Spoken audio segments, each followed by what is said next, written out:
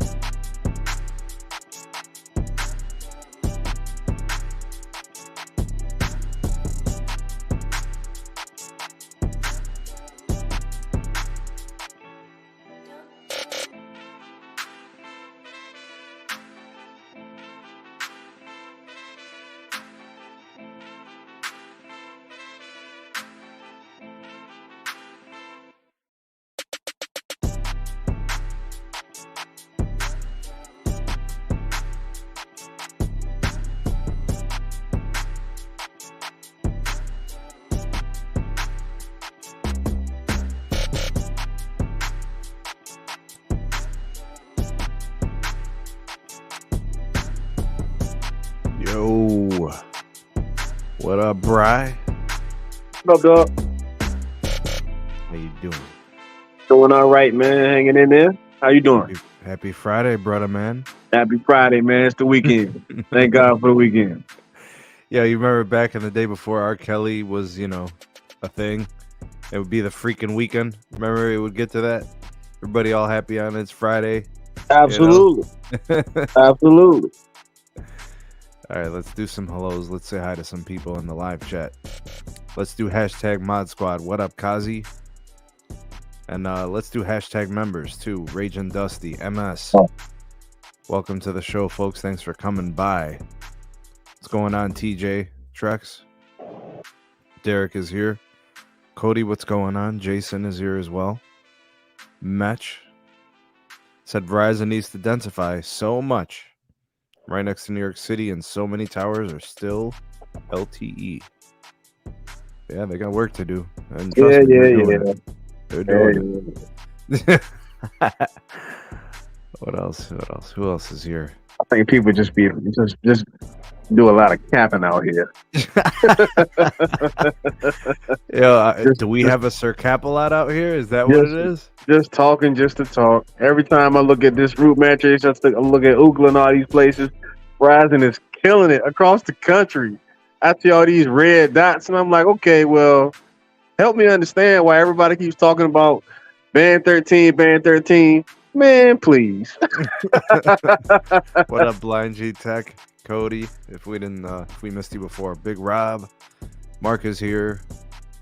Archie Mobile, Jason, appreciate you guys for coming by tonight. I don't know, Jason. Root Metric says different, but I mean, I heard you. Yeah, the Root Metro reports are really good for Verizon. I hear the next step is to improve on the state performance, as AT&T really pushed out ahead with their modernization. Kind of gave them a lot of those state awards. That is true. AT&T definitely improved tremendously. But that's good. That gives Verizon, a goal, a place to shoot for. We know that they're dedicated to the excellence, so I'm sure they embrace the grind and they're not scared to take it head on. And the one thing I've always respected about Verizon is when it comes to the network, there does seem to be a lot of accountability there. I think legitimately the engineers do try to do their best all the time. And like I look at the Cleveland market, for example. I've had conversations with engineers, and looking at some of the rebuilds on the small cells and the macro upgrades and the modifications, and then I look at the tuning and the optimization. They're never satisfied. I love that. I really wish all networks, all engineers and teams had that same attention to detail and that dedication. I think that would kind of give everybody the best opportunity to get the best network access. Yeah, I definitely agree, Sneed. Well said, man. Well said. Yeah. Like I don't know the places where the people are. I'm just trying to figure out where all this band 13 talk is coming from. The data just doesn't seem to support those notions. But I don't know. It is what it is. Way out in the boonies, bro. Big trust. Yeah. Yeah, there's work to do out there. We know that the metros are cooking right now. We know that the top 40 or 50 PEAs are sitting pretty. We know the next 50 are on deck. They're getting work on. And then after that, it's just kind of tying up loose ends across the country. So, and it'll happen. I mean, it's not like Verizon just going to fall off a cliff. They're not going to just take this line down. So well, I said the same thing about AT&T. Everybody was like, well, what's going to be the rush for AT&T to build out 5G plus when they just modernized with the band 14? I'm like, thinking to myself, if you look at AT&T's growth over the last few years, you can't just sit around and wait for the network to get slow. It's going to get slow quick. So you have to be proactive.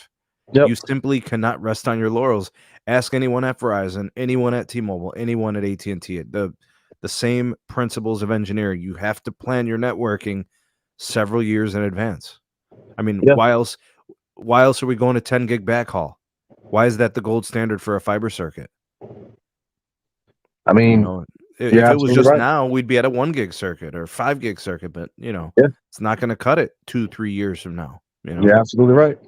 And to AT&T's credit, they're number one in the industry in CapEx this year. I mean, they're spending $24 billion. I mean, they're doing what they're supposed to do. Much respect to them. They're doing what they're supposed to do. They're investing in their network. They're not getting complacent or anything like that. They are doing what they need to do. And Verizon is too. I mean, they're spending a lot of money to try to get these networks where they need to be. So I'm definitely happy about that. Yeah, we're watching. It's like a TV show, right? Every day is a new episode, and we're looking to see who's doing what and where they're doing it. Yeah. And all we could ask for, I think, as customers, is carriers that are focused. They were derailed, they were distracted for a while, and now they all kind of seem to be very laser focused. They're focused on margins and profits and network performance and customer share and new revenue streams, and all that's great.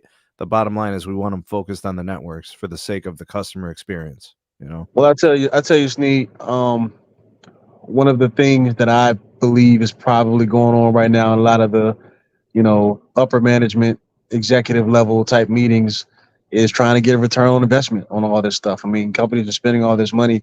They've got to get more return on investment than they did with LTE.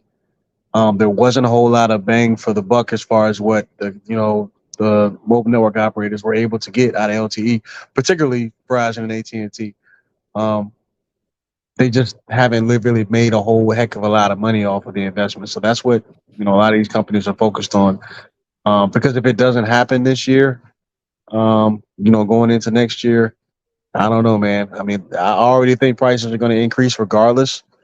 As in my opinion, as they should, because the amount of performance that's going on out here is just ridiculous, man. These numbers are getting really, really good.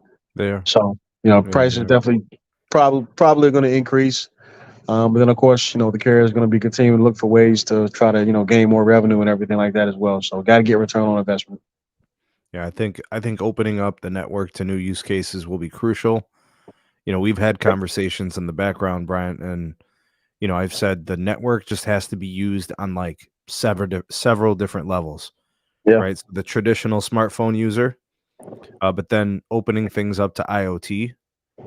We talked about the gateways with fixed wireless access. I mean, just whatever you could think of, get as many devices as you can. I don't care if it's low bandwidth, low latency, whatever the need is. These carriers just got to make sure that their networks are accessible to all types of devices and connectivity. Well And then said. I think the ROI is a slam dunk. It's just new use case, boom, our network will be the one. We'll carry it for you. Yeah, I agree. I think most of the new revenue is probably going to come from the business space, which is going to be set up really well for Verizon. They've always done really, really well in that space. So we'll see what happens there. But I mean, AT&T and even T-Mobile to some extent are looking to kind of get into that space as well, or continue to get into that space. So just a all around good competition, good for the industry, good for the consumer. Definitely good. Yeah, What up? network nerd. I think that's really good. What's up, Zero Cool? Yeah, what up, guys? What up, Anthony? What's going Appreciate, on? appreciate appreciate the shout out. Let me see. Mech 1164. You're absolutely right. Hoboken, New Jersey. That's always how I pronounce it. Jersey's always good over there. There's a whole lot of good stuff going on down there. So good place. Yep. You know what I think we'll do at the end of the show, near the end, is we'll look at the root scores for testing thus far this half. They do 2 halves of testing. Ooh, okay. Yeah, so this means any testing they did in January, February, and March is complete. They might even have some data for April. It's possible. So we'll open up some of the data that's been submitted. We'll see if they did Spoiler. Cleveland yet. I can tell you right now that the carriers here in Cleveland do a nice job. There's a lot of sites. There's a lot of small cells. There's millimeter wave. The macros are all modern. We got dish action here, so I know Cleveland will be interesting. Spoiler alert: Verizon is absolutely dominating this year so far. It's been absolutely dominant. I mean, Is that a spoiler alert, though? I mean, they're dumping the money, Yeah, so I mean, it's kind of understood that it would happen. yeah, they just dominant on the root scores right now. It's crazy. The only thing that T-Mobile is really sticking out in is speed, of course. Outside of that, there's not a whole lot of pink on that list that I've seen. I just checked on yesterday. Most of it's red, man. It's been bad. It's not even close. So When I was back in California a couple weeks ago to visit family, I actually drove through Modesto and actually saw the tower that I designed like 5 years ago. talk that talk, Zero Cool. What's up? Zero Cool. If you look at the Modesto scores, it's been like that for several years. Zero Cool, a part of all that action. Yeah. Yeah, man. Do your thing, man. That's what's up. I wonder if the calling is still at 100% or not. I haven't even looked yet. I haven't even looked, so we'll see. Yo, I think we'll do that I'll at the end of the actually show. be in that area close, the Fresno area next week. We'll go to Modesto and let me know what you think if you had the Well, chance. more than likely, I'm going to Yosemite and then I'm going to Monterey. Oh, you're going to Monterey? Nice. That's where I was gonna go until the floods, but good luck. Oh, Yeah. Have the floods subsided, or is it still an issue? That's an issue. Sheesh, man. You know, everybody was rushing to California. It was like this incredible renaissance moment for the state. They were dying for rain, and they got too much of it, and now they regret it. Yeah, it was so dry forever that any type of flame was lighting up half the state on fire. Now nothing will catch on fire. Yeah. All right, folks. Let's do. We'll probably have time for like 3 stories, and then we'll get to the root metrics. We'll do that at the end of the show. Okay, this one, not a really big thing to note. Just thought I'd throw this out there to you guys because they might service your area, and you might be interested in this whole like cable bundle with wireless convergence that's ongoing. Cox Mobile, for those of you that don't know what that is, Cox Communications, which is traditionally a home ISP, is also an MVNO reseller of the Verizon network. And as a reseller, they have not had official support for older generation iPhones.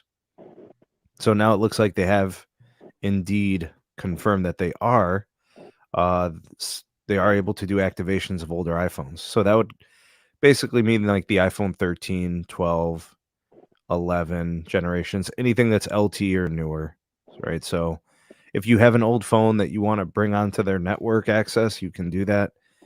This is confirmed. It says that they're doing a BYOD program, or in this case, it'd be bring your own iPhone. The company is offering a $100 discount for customers who want to buy an iPhone from them and activate with them. You can bring the iPhone 11, 12, 13, 14, SE second gen, the 2020 version, and also the SE third gen, the 2022 version. Also, they are selling all of the Samsung Galaxy devices that date all the way back to last year's models. Well, actually, yeah, that would be the Samsung Galaxy S22 generation, and then they've got the 23s. You could bring select Samsung devices to them, so you'll have to check your IMEI and all of that stuff. And the easiest way to do this is probably going to be through eSIM. And they said that they do support it. So I guess, I don't know. The next step is going to see what does Cox do with the CBRS spectrum. They spend $212 million in licenses, and they're going to be building a small cell network. I don't know if they're going to do anything on macros. I doubt it. The last I checked, Cox Communications was a horrible company that did not know what the hell they were doing. So I would be shocked if they actually knew how to build a network. In my opinion, I would say have very low expectations for Cox Mobile. But if they service you and you're looking for a deal, you get some kind of a bundling discount with it, it might be worth your time to consider. But I will give you forewarning. This is a trash company. They are legitimately one of the worst in the country. And I don't say that just out of like being a disgruntled former customer. They are legit trash. I've looked at the surveys. I've looked at the disclosures. They are junk. But hey, if you could save money, you could save money. So be it. Let me start with Bryant here. Bryant, what are your perceptions or kind of your opinion on what Cox Mobile is kind of trying to do here? Well, there's instant credibility because, they're using Verizon as an MVNO. So it makes a lot of sense for them to do that. So I'm sure, the service will work fine. And this will help them be able to win their customers and, hopefully help their business and everything. I don't anticipate anything being wrong with this. At the end of the day, Cox is trying to do the same thing that Comcast and Charter and those guys are doing as well. So, they're all partners with Verizon. I'm sure the service will work fairly decent. As far as the promotions and everything are concerned, seems to be pretty enticing. I mean, bring your own phone seems to be the name of the day. Um, I see no issues with this. You know, if one big cable company does it, the rest will follow eventually. So just another company doing the same thing. Yeah, but do you think they're going to have the success that like Charter and with Spectrum and then Comcast Xfinity? I mean, they're growing like crazy. I don't think Cox can Not do even anything like close. that. Like, Yeah, do you not think even Cox close. you think Cox ever hits like a 50,000 net ads for a quarter? Maybe, maybe. They definitely won't be to the tune of, like you said, the Comcast and the Spectrums of the world. But for them, if they get 50,000, I think I think that's a successful quarter for them. So All right, at let the me end of get the Zero day, Cool in here then. Let's see what he thinks on that actually. Same kind of question, Zero Cool. What do you think of Cox with what they're doing here? And do you think they get some traction? You think they find some success? Ooh, I mean, a little late to the game. A little late to the game. Like, I'll be happy if they can activate a Nokia phone on Cox Mobile. I know, This is good going forward. Like, I hope they keep up the trend. Here's your cookie. I don't want to say, like, I just, it's fine. It's good. They'll get customers this way for supporting the iPhone because everybody has an number one iPhone these selling days. phone. Right. Yeah, they'll sell the phones. If they just got to keep up the momentum. They have to eliminate the we're horrible at everything trash can mentality to we upgraded our trash can. we got a trash can with gold handles. Yes, exactly. We need a gold handle trash can. So that's that's my 2 cents there. All right, let me get Brandon in here. Brandon, it's on you now. What do you think of the Cox Mobile offer? Now they're doing iPhones. You think they find some success? And what do you think success is for Cox? I actually think they could have a success in it. I mean, if they blow up advertising and saying we do mobile and the connection's actually decent where they live, they can actually do it. I mean, we've seen Comcast Spectrum do it and stuff like that, but obviously Cox is a private company, so we wouldn't be able to really know their numbers and stuff like that. But we all know Cox likes to shadow Comcast and Spectrum's what they do and stuff like that. So more than likely it will be successful. Now I don't know how the CBRS is going to actually be deployed or anything like that. So what do But you think would be I could what do you think actually would be a good see quarter for them? B. maybe third, fourth quarter, right around when the iPhone comes out, because I know the cable MVNOs, they like to do crazy promotions when the iPhone comes out, and definitely during the holiday season. All right, so maybe some action towards the end of the year. Yeah. Yeah. Yeah, I don't remember the pricing that they offer. But More than likely, it's going to be similar to but I 40. don't remember it being that great. Like I don't remember it blowing my socks off. Like it's not like the Spectrum bundle is crazy, Brandon. It's $50. You get a mobile line, and then you're getting your home internet, with all the gear included. $50 for a I year or wouldn't something be like that. surprised, Need, if Cox ends up doing a free trial and basically wheels in the customer saying, "Hey, you can try out the service free for a month or whatever, or 3 months or whatever," and basically say, "Hey, here's the network on us," and basically you get the Verizon network and stuff like that. Because once you say you got the Verizon network, you're basically sold to customer. Yeah, I don't know about this Cox Communications mobile. I don't know. At least they're on the Verizon network, so they can at least sell decent access. I mean, Big it'll be cable. better than Mobile X. You think so? You think it'll be better? Yeah, yeah. I mean, come on, Steve. There's going to be billboards. There's going to be service centers. Yeah, There's because they'll going, have legitimate funding behind a big project. I, yeah, I think so, at least. yeah, they will. I mean, Comcast and Spectrum are going crazy at it with mobile. That's why they have these huge quarters growing. I see So I Spectrum would with billboards say, everywhere across Cleveland. Everywhere. yeah, so I could see them adding maybe about 50 to 80,000 customers. All right, good stuff. Real quick, I just want to share a couple of things with the audience here before we transition to the next story. For anyone that wants to support the channel, there's a link in the description for the Real SMT Buy Me a Coffee link. You can support your creators directly that way. Link in the description. Keep the SMT caffeinated and motivated. And if you're looking for a really good value on your wireless service, you're looking for a good deal, you want to save money, you can get a great deal from our partner, Mint Mobile. The partner link is in the description. Use the link, shop their plans, shop phones. You'll be helping out the channel if you do decide to pull the trigger on any of the deals that they offer. And don't forget, they just upgraded all their plans, right? So they added more data to each of the plans without changing the pricing. So the plans that you see here on the screen, those dollar amounts are the same, but you're now going to get improvements to the amount of data for each of the plans. Like, for example, the 4 gig plan that moves to 5 gig. I think the 10 gig moves to 15. The 15 moves to 20. And then, of course, the unlimited is unchanged. I think they moved it to 40 gigs of data, though. All right, so instead of 35 gigs and then they slow you down, it'll be 40 gigs and then they slow you down.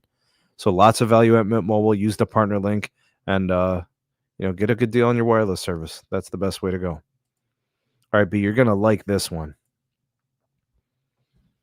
So check this out. YouTube TV just put out the pricing for the NFL Sunday ticket packages. Okay, so I'm a big NFL fan. I think the NFL is probably the best form of sports entertainment in the world. As much as I love soccer, aka real football, I think American football is the GOAT, man. It's just super exciting and it's very entertaining, and like the playoffs and the Super Bowl and all, it's just great, right? So YouTube TV, Google, aka Alphabet, has the football TV package and they're selling it, and actually you can get a good deal on it if this is something that you want to do. So first of all, you got to have YouTube TV. Okay, and that service is $73 a month. It just went up. I think previously it was like $65. So they increased pricing. The NFL Sunday Ticket add-on, if you order it now on pre-sale, which means before June 6th, you'll pay $249 for the season, which saves you $100 off the retail price of $349 for the season. Additionally, YouTube subs can also combine the NFL Sunday Ticket with the NFL Red Zone channel for $289 for the season. So that's a $100 discount off the regular price of $389 for the season.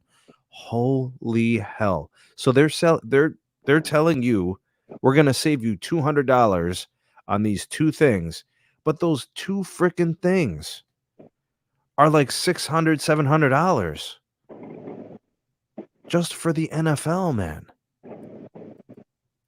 So like if you're not if you're the NFL enthusiast, like you're all about that life.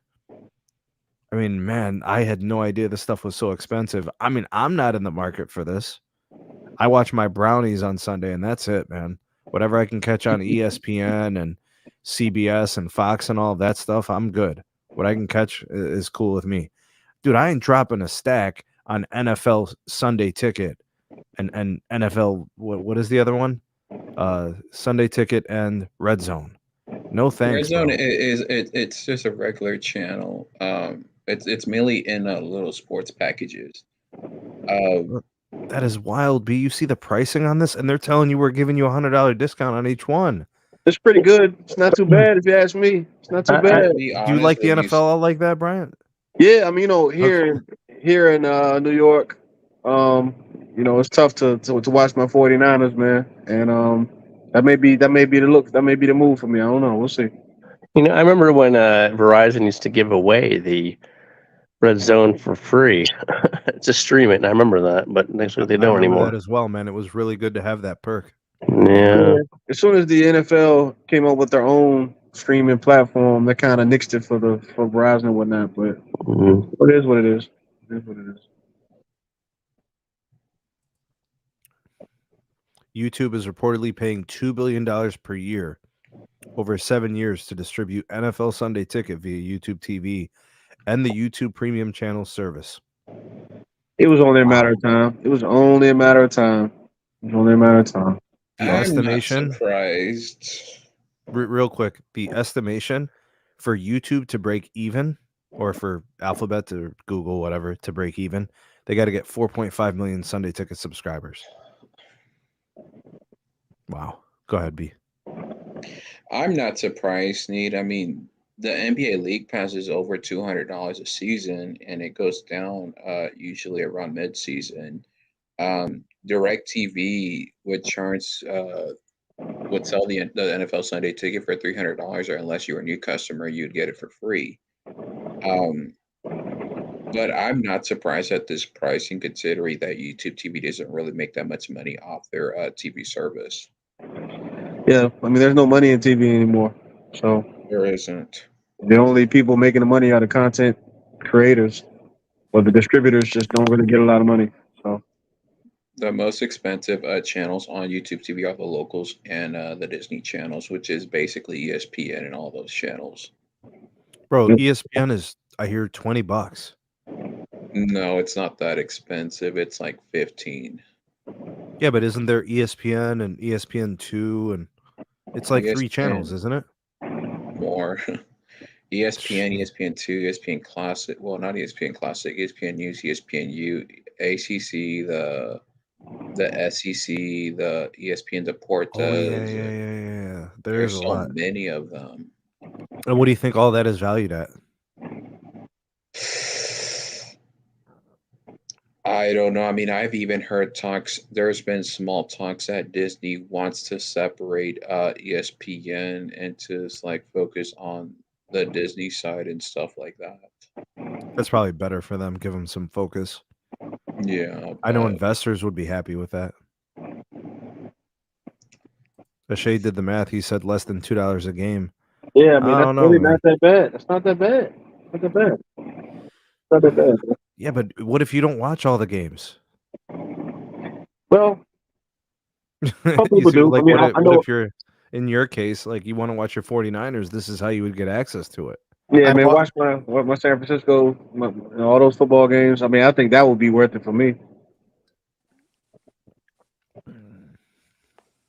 I don't know, man. It's a lot of dough. So hopefully you guys now you kind of know what's coming your way, and you can make that decision when you get to that bridge, man. mhm. All right. Let's do this next story. AT&T gets the bag, folks. The NCTC taps AT&T for an exclusive MVNO offer to rural provider members. All right, now I don't really need to go through all the details just because I already did a video on it. Some of you may have caught the videos, maybe some of you didn't. Basically, AT&T will be the mobile network operator provider for all of the members in the NCTC. I think it's between 50 and 100 million customers potentially, many of them being in rural America. AT&T was selected, folks. Rumor has it, this is complete speculation and rumor. I have no proof that this occurred. This is just the rumblings internally, from some of my cohorts that have been speaking on the matter. According to some people, they have indicated that T-Mobile typically bids on these types of deals at a rate of 50% less than Verizon and AT&T. Now, here's why I mention this. If T-Mobile is coming in at 50% cheaper than Verizon and AT&T still bagged the deal, what does that tell you about the general public's faith when it comes to rural America in T-Mobile's network? And this is something I've said before over the last 3 years during the T-Mobile Sprint merger integration process. This was T-Mobile's opportunity to shore up their coverage, to match Verizon and AT&T, especially in these places that are off the beaten path. And according to this story, I don't think they have done enough of it. The NCTC probably could have saved a ton of money by choosing T-Mobile, but they didn't. They went with AT&T, and they did disclose the reason they chose AT&T was performance reliability, and coverage. They said that combination and price came in like a second or a third or something like that. But this was specifically a decision made by those whoever the decision makers are at the NCTC. They went with AT&T. They could have used Verizon, they didn't. They could have used T-Mobile, they didn't. They chose AT&T. Let me start with Austin. Austin, you just got in, man. Did you catch the video that I did on this yesterday? Yes, I did. And I'm going to say this for the one person in the back that likes to argue with me in Google Meets. This is when I said it again. I'll say it again. T-Mobile lacks in the wilderness environments of this country. So this is good. This is actually good considering, we don't talk much about AT&T. We always, Verizon's the best over T-Mobile, but AT&T's got a lot of people excuses, but AT&T, according to Root Metrics, is number one in the country. State to state, they do very well. That's true. Yes. I go to places like where it's the middle of nowhere, like all you see is hayfields, and AT&T sitting there doing 200 down. Yeah, they said that they picked AT&T because of coverage and performance. Which I can back that. I can back that. Yeah, to me, it sounds like they were confident in what the network could do for them. If Verizon upgrades all their stuff like they say they're going to do, this in like 5, maybe, I would say 5 years, Verizon's going to be almost at that level with AT&T. AT&T has been really pushing upgrades in their network. Okay. All right. All right, let's get Brandon in here. Brandon, the NCTC chose AT&T. They didn't choose Verizon. They didn't choose T-Mobile. You think they made the right decision? What do you think of their reasons? I guess like Zero Cool says, they put lipstick on the pig. Oh, and I forgot. Yeah, the lipstick on the pig and the side dish of data breaches. I wonder if that's something they considered as well. Yeah, it sounds like a pretty good deal for AT&T, considering that they are growing a lot in their wireless numbers and stuff like that, as well as for the FirstNet. Yeah, I think the FirstNet was probably the reason they bagged this, right? Yeah. A very modern, large network across the country. Yeah. Zero Cool, let me get you in here, Brett. Yeah, so you're absolutely right. T-Mobile does bid 50% less, and the answer is right in the article title. Rule. T-Mobile does not know the meaning of that word. Wait, Zero Cool. You sure about that one? Oh Lord, here we go. Remember, we can beam N71 for 60 miles. Yeah, but 60 miles into what, outer space? Like, bro, N71 goes further than beaming Viasat and HughesNet. So that's the thing. A lot of these where these cable providers are, T-Mobile really doesn't have that great of coverage. That's that, and that's why they really didn't go with them, right? Also, another benefit is that AT&T still roams off of other smaller providers, wireless providers, regional ones as well. So they kind of get the best of both worlds there. So I can see why they went with AT&T. They have the one of the largest coverages, and the added roaming, and they know what rural means. They do it. So yeah, good point, Zero Cool. I totally forgot about the roaming agreements. I mean, if a carrier doesn't have native coverage, to have that backup plan, to have that security in there for access is definitely important. There's some places where it's like US ComNet, some places it's US Cellular, right? That sort of thing. And then there's some even more regional providers with much smaller networks, but they get some coverage in those really hard to get to places where there's no native AT&T sites or whatever. Yeah, I remember when AT&T acquired like Element Mobile in Wisconsin. strategically for the coverage, I'm guessing. Exactly. Yeah. That's a lot of that. So it's for the NCTC. They made the right choice. They're going to get a great network. Probably really good pricing at that. There's probably not much more than what they probably gave him a good deal, to kind of just beat out T-Mobile. I'm pretty sure they gave him a I don't think Trump-style deal. I don't think anybody's beating T-Mobile's pricing. I think. Well, Nope. no. They get, like, for example, like they made They had to be competitive, right? Yeah, exactly. Yeah, they'll give them a good rate. They made them charging the regular rate. They probably give them maybe like a 10% off or whatever. So I want to bring a piece into the story real quick, and then Brian, you're going to jump in with this one. So the one thing I thought about was, like, these carriers are spending a lot of money, and I legitimately think that AT&T was like, we need to monetize this network build. This is getting crazy. We're spending $24 billion a year. We have not much MVNO action. Why don't we just try to monetize a little bit? Let's do it with this MVNO opportunity here. Let's Ding, ding, ding, ding, ding, ding, ding, ding, ding. Go ahead, Bryant. Run with it. Go ahead, bro. You're absolutely right. That's really what it was. Verizon's been dominating this space. They got in very, very early. They signed big deals with Comcast. They signed big deals with Spectrum. Very, very smart. Everyone else, particularly AT&T, they kind of sat on the sidelines. This is their we're not sitting on the sidelines move. That's exactly what it was. And it was smart for them. They outbid Verizon as far as pricing is concerned, to my understanding, based on what Sneed was saying a little bit earlier. And I think the article also mentioned that as well. So they were pretty much the second cheapest of the three after T-Mobile. It makes sense for them to do that because if they lose this one to Verizon, I mean, shoot, man, there's not many other players, at least not major players, to get into as far as the MVNO, portion of the market is concerned. So this is really big for AT&T. Like you said, they're spending a lot of money. Got to try to monetize the network in any way they possibly can. And this is a great way to be able to do that. You can monetize as far as performance is concerned, but you do not have to worry about actually serving the customers. NCTC does all of that for you. And NCTC takes the burden on of competing with other prepaid carriers and even T-Mobile as far as growth is concerned. All of this is strategic. It makes perfect sense.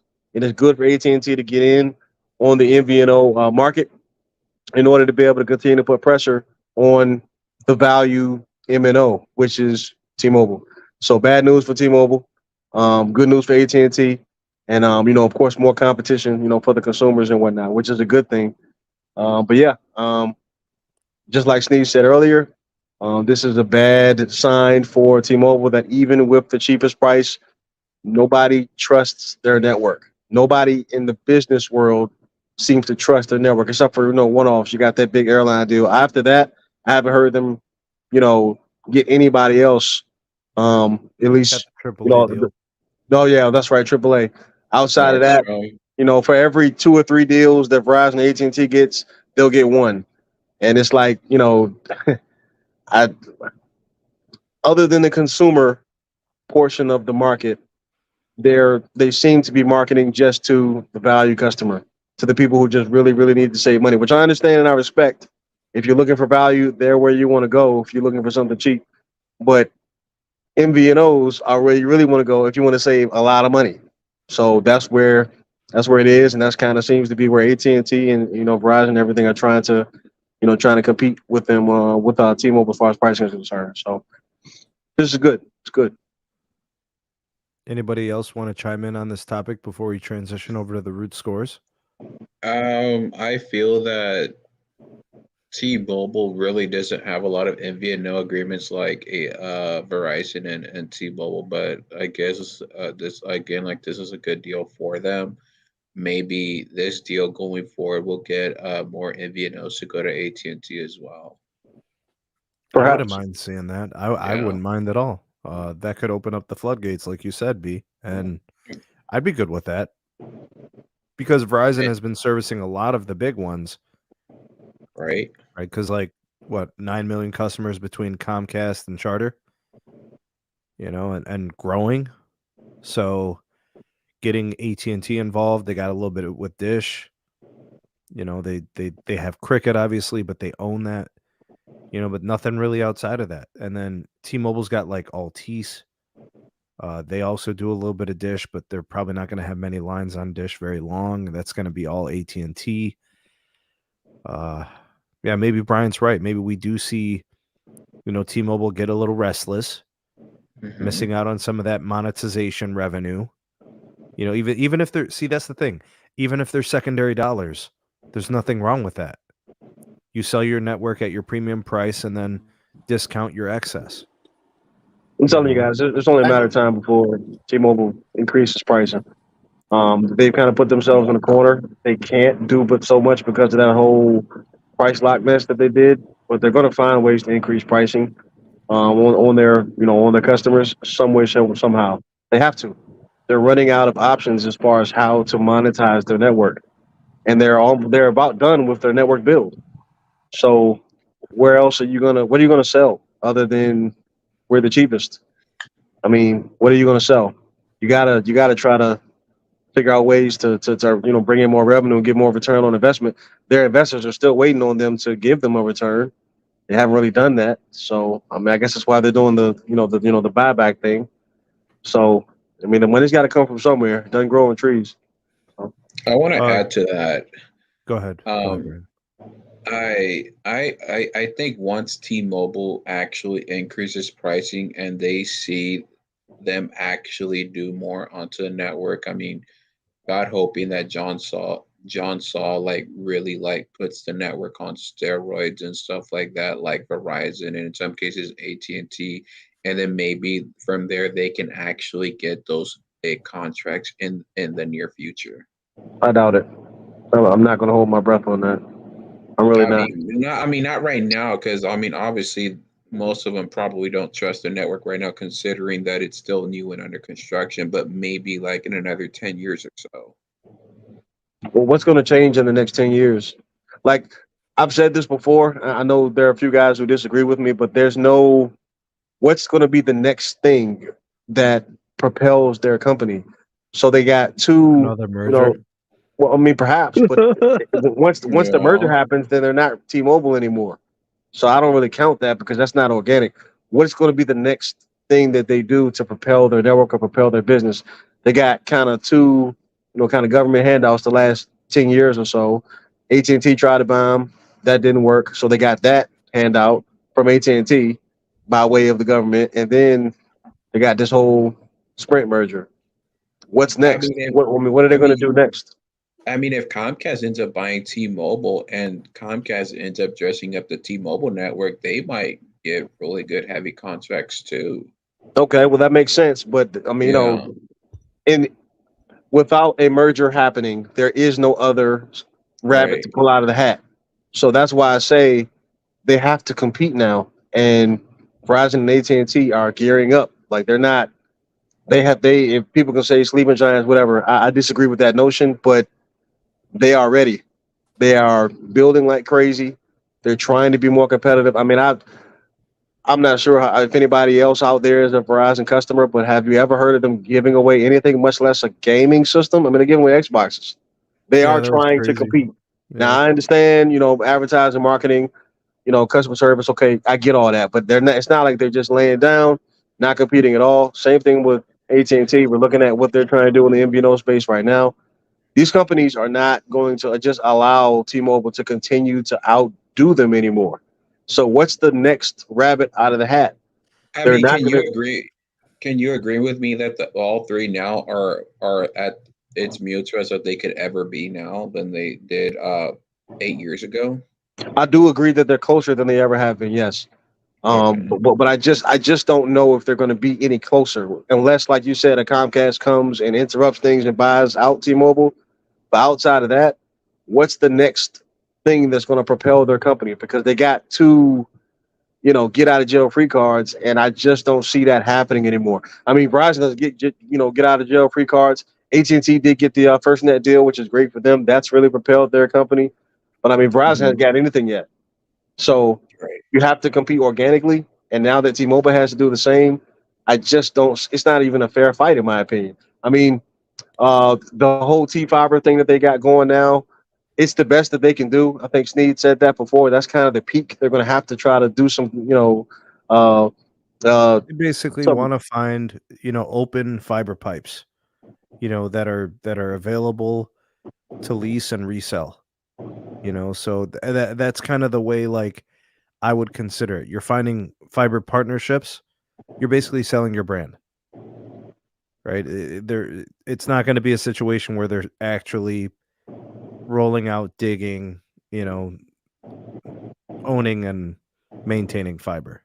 Well, good luck with that because they're about 20 years behind at least as far as fiber is concerned. I mean, right in the Northeast, Verizon's been in the fiber game since the beginning of their existence, pretty much, and AT&T the same in the South and the Midwest and all that kind of thing. So, I mean, good luck. They are very far behind in the fiber game, and they still don't own any. And I think that's a huge disadvantage to them, especially when it comes to trying to do business with other businesses. You want me to have you be my official partner? You don't own any fiber. I mean, that's a disadvantage. Part of the advantage of being a mobile network operator and being one of the big boys is that you have the ability to own your network end to end. That matters when it comes to resiliency. When it comes to being able to make quick optimization changes as needed. Increase those pipes with the stroke of keys instead of having to put an order in. Something go out of service. Something unfortunately gets cut. I don't have to call in and ticket to someone else. No, I get my own engineers, my own technicians out there to do that work myself on my payroll, on my dime. That means I can fix it as quickly as humanly possible, and I have to wait on someone else to do it for me. Those are advantages. Battery backup, generators. They don't have a lot of that stuff. A lot of the quick builds that they did for their newfound spectrum that they got from Sprint. I mean, they just put up shelters. They didn't put up battery backup. They didn't put up generators or anything like that. Verizon and AT&T have been in the generator game for a decade plus. These are things that harden their network. But they have layer cake. Actually, I wanted They to got speak to layer that, cake. Brent. Yeah, layer cake. Right. So one of the things that I've noticed is that where T-Mobile does the backup power, where they have generators, are in the states where they're mandated to do so. Exactly. So in states where they have options, like basically it's not mandated, they don't. So like if I could drive to the 10 neighboring cell sites to my home and show you every single one of T-Mobile's tower sites, and none of them have backup generators. Where's my backup generator? And that's a problem. I mean, as we continue to look at global warming, I don't want to make this a political conversation or anything, so please forgive me, or I don't want to be disrespectful to anyone. You're good. But I mean, as we continue to see weather events occur in this country, that stuff is important, and I'm willing to Florida, pay. Right? These things are exactly, Sneed. These things are important. It's important, but when you have a shoestring budget, you got to be careful. I completely agree, but how are you going to compete long term at scale with the other two companies that do have those assets? I got it. We're gonna have a double layer cake. It's a double one. That's exactly it. That's exactly. Yeah, I just don't see it, man. I'm sorry, I don't see it. I don't believe in that company long term. I don't care how smart the CTO is. Much respect to him. That's great. He doesn't have the assets or the capital. Doesn't have it. Hey, Sneed. Los, we're getting some crackling out of your mic right now. Are you serious? Yeah, you want to pop out and pop back in? That was weird. I had no audio when I joined briefly, right the first time, Sneed. I had no audio. I could not hear y'all. I lost all my audio. Dan's here too, so just noticed that he popped in. What up, Dan? What up, Los? He's on the T-Mobile internet. Los, what's good, man? Archie Mobile, I respect your point, man. Everybody's got their own opinion and their own experience. I respect that 100%. But at scale, I think the data backs up exactly what I'm saying, and the truth is the truth. At scale, again, you're looking at a country that is being dominated by Verizon, and the second is AT&T. It is not T-Mobile. So that doesn't mean that the people who have T-Mobile are having negative experiences, per se. That doesn't necessarily mean that. But at scale versus the other two companies, they're getting crushed, man. I mean, look at all the rigs. I can tell you as a T-Mobile customer, I used to live in Kansas and we had a lot of power outages where I used to live. I was pissed. It AT&T happens, never man. had an issue. They have It never had happens. an issue because they had a generator on their, Yep. their sites. Hey, Generator. Why don't you tell them the issues I had today, bro, with T-Mobile, bro? You never have issues. I wanted to give them my money, bro. And what Yep, they happened, would. bro? They wouldn't take it, bro. Oh yeah, It was like a my wor- it auto was- pay has been messed up in the last 3 months, but Bro, certain this is people think I'm bro. both tickets. Sneak, If I tell don't- them what happened. What I tried to do today, bro. You heard it all, bro. Yeah, he had a hard time with customer care. He had to call customer care 17 times. Oh, imagine What? that. Yeah, Were they overseas rep? about 16 out of the 17 times, yes. Oh, And then boy. I went to the T-Mobile store because I was already mad as hell, and I was ready to pay the $35 support fee. You know, I even told them I'm willing to pay, and the guy basically told me to kick rocks and get out of his store in that way. Oh my gosh, that's horrible. That's neat as my and there's a bunch of people that were on there that witnessed it, man. Like, it's BS, bro. So let me ask you this, Los. Why is it that when I call, I always get Colorado, but when you call, you always get overseas? Man, it was I bad. don't know, and I'm a business account. I always get Colorado. Always local. What does it say? Does it say down when it's a caller ID? Yeah. Why? Learn English with the brother Mata. Oh shit! Many Nate, of I the forgot to overseas tell you. contractors could benefit from lessons. Yes, sir. Well, I mean, Shout when out to Learn English with Mata. when you can't when you can't afford fiber, when you can't afford a generator, I mean, you got to cut costs, man. I mean, it is what it is. All right, Well, guys. So here's somebody brought up a good point though. Here's what happened with customer service, and I saw it when I worked there. They never scaled their customer service teams. So when we gained a lot of when T-Mobile gained all those millions of customers with the Sprint merger, they never really added enough local call centers to handle the traffic. So But they now never that were they have going more to, Dan. customers, they're outsourced. They were Well, never we going to know do that. it. Yeah, We they know were never that. going to do it because of the synergies, right? It's just lip service. They don't actually care enough to fix it. So Sneak, Okay, so with that, so eventually, go ahead. I was about to no. What I was about to say, yeah. Dan, what you can do with that lip service is put that lipstick on it as Oh its no. pig. The layer cake?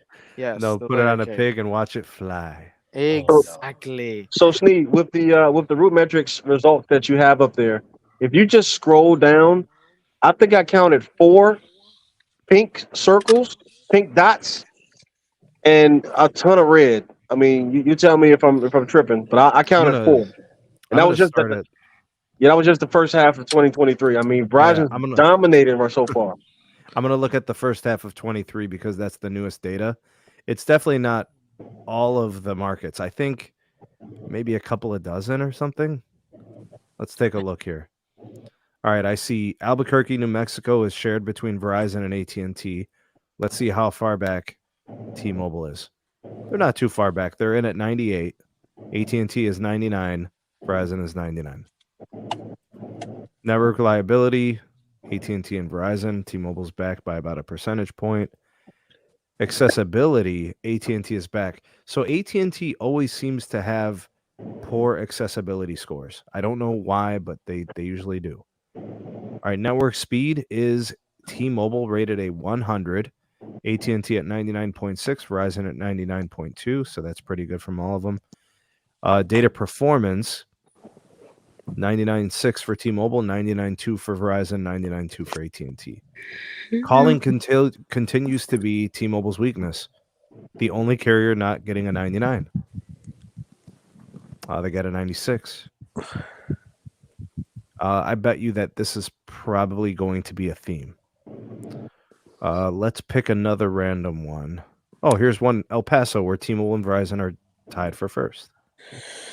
All right, let's see here. Verizon at 98.8, T-Mobile 98.4, AT&T 96.8. Reliability, they're all good. They're around 99. Accessibility, see, this is what I'm talking about. Look at AT&T's accessibility, 77.4. No, that's bad. That's real That bad. is bad because look at the competition. Verizon's at 98, T-Mobile's at 91. Even T-Mobile has trouble there, actually. So what that accessibility is just the time it takes for UE to connect to the tower. I want to say, I could be wrong, but I want to say AT&T has a couple extra security steps from the UE to the tower to the core and so on. That could be why. Wow. Verizon scored perfect in network speed in El Paso. Also, Carlos, what were you going to say when I interrupted you about the whole putting the lipstick on the pig?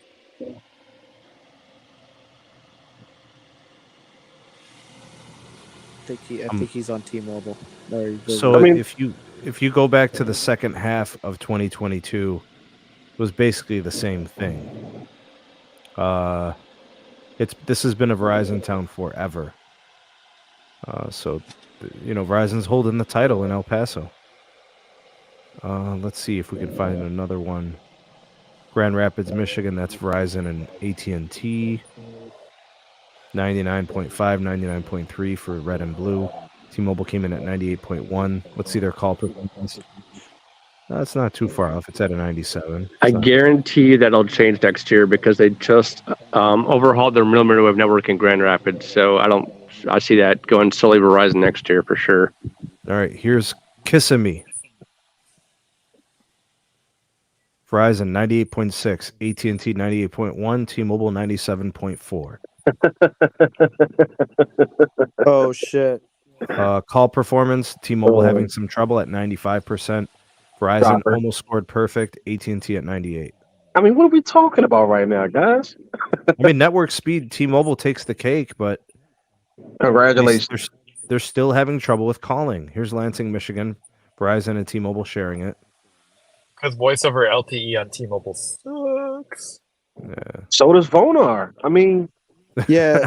I'm just trying. I mean, what do more trouble for network accessibility for AT&T? 91. Wow. I mean, some people have said that the Vonar on T-Mobile is interesting. Looks like the guys are working hard in Florida. All these cities are done in Florida. Orlando, Palm Bay. How's Orlando doing? Because Orlando Verizon, according to some people, it sucked. It's tied with AT&T. T-Mobile came in third. I would agree with that. That's respectable. I was down on the 15th. I'll be back down there on the 26th. AT&T's network accessibility is a travesty. It is horrible.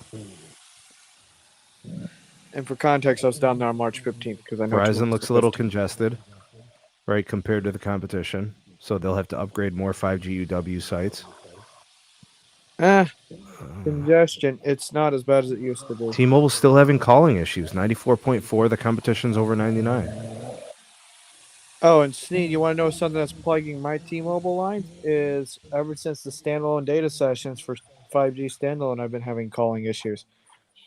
Here's Provo, or is it Bravo? Bravo. Bravo? Okay. Looks good from all the carriers. Network reliability looks good. Overall performance is good. Again, AT&T's lacking in accessibility.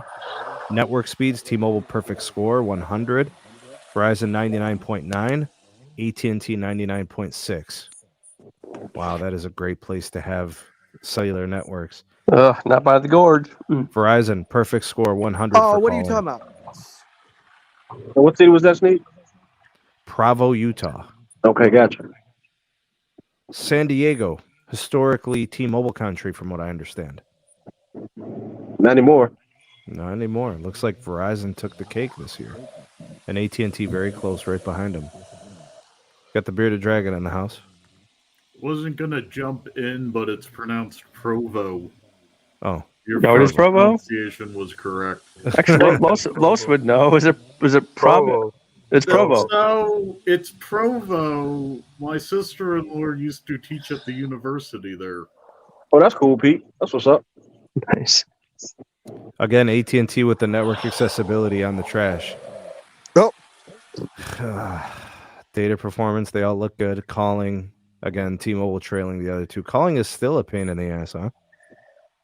Pretty much every single thing, even the markets where T-Mobile was the winner, overall, they still struggled with calling. All right, is this pronounced Shreveport? Shreveport. I thought it was Shreveport. Okay, gotcha. Okay. Shreveport. What No, state you're is it probably from? right. I don't No, know. Shreveport, I think. I'm Yeah, from Shreveport. there. It's Shreveport. Yeah, Shreveport. Is it Shreveport? Shreveport. I mean, that's what I said, Shreveport, but you know, I could be wrong. I don't know. Guys, I can basically click on any city, and T-Mobile has calling issues. Still to this day. Here's Wichita, Kansas. Let's How just are click we on in that. Denver? Wichita. I don't think they have the data yet for Denver. Here their calling is decent. It's at 98.2. But the They were all right in competition's Wichita. yeah, but the competition's still beyond them. They're still. Here's Toledo, Ohio. They got it, so that's good. Let me check out Toledo. But So as soon as you left the city limits of Wichita, you had no service. That's how it is. Oh, but I Awful. thought they covered the most mini No. highway miles in 5G. Nope. Oh, deception and lies. Here their calling is good in Toledo. Toledo. 99.8, which is phenomenal. Still worse than Verizon. It's almost as bad as Dayton. Opposite side of the state. Let's. Hey, Sneed, would you find Charlotte after you finish with San Diego, or whenever you get a chance? Yeah, they don't. I don't think they have Charlotte. They have Greensboro. I thought I saw Charlotte. That's where the Minneapolis isn't launched That's where yet the either. no- Oh yeah, radio yeah, is yeah. at. Yeah. We got Charlotte. Greensboro. Yeah. Verizon 99.7, AT&T 99.4, T-Mobile 98.8. Reliability, they all look good. 99s, 98s. Accessibility, AT&T still sucks. Network speed, AT&T's got a perfect score. Verizon's 99.9, T-Mobile's 99.7. Wow. Oh, would you look at that? Okay. All right. T-Mobile's still distant third when it comes to calling. You can literally click on any city, and it's probably going to be the lowest calling performance out of T-Mobile. I can't believe they still can't get the calling right out of all these years. I can. I'm like one day hoping to wake up and look at the root scores. Why. I don't know Mr. why. Zero Cool, since you know. Yeah, I do know. So there's a couple of reasons. The main two reasons are, one, you have the wrong audio codec, voice codec. Number one. Number two, that's why it sounds like a wind tunnel. This isn't the sound. This is the ability to place the call and hold the call. Wait. Okay, well, that's I'm getting to that. So the ability to hold the call and place the call actually has to do with your voice IMS stack. Okay, so that's what Verizon and AT&T actually have. If you go into your phone settings, you can actually see that. T-Mobile claims to have one. I mean, they do have one, but it's built like crap. So basically, when your phone makes a IMS setup voice call, it will just it's like trying to wrangle a tiger.